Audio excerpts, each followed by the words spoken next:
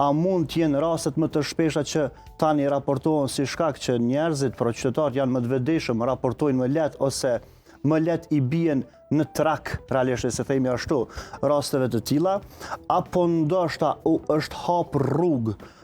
më e lehtë tani si shkak i hapjes së përgjithshme sociale, si shkak i qasjes më të lehtë për të rënë tek tabori, tek targeti i viktimave të mëndshme në atë fokusin e